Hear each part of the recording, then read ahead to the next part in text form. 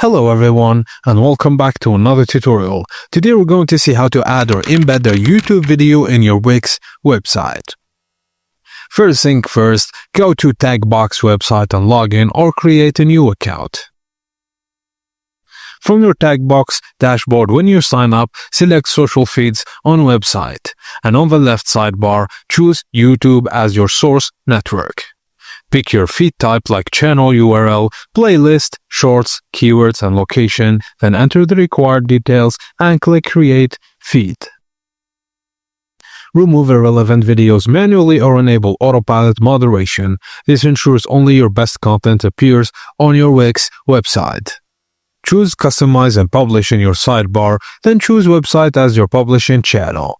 Personalize your widget with layouts, themes, backgrounds, buttons, or CTAs. And once satisfied, click Generate Code and select Wix as your CMS platform. Copy the embed code and log into Wix and open your site editor. On the left panel, click the Add button.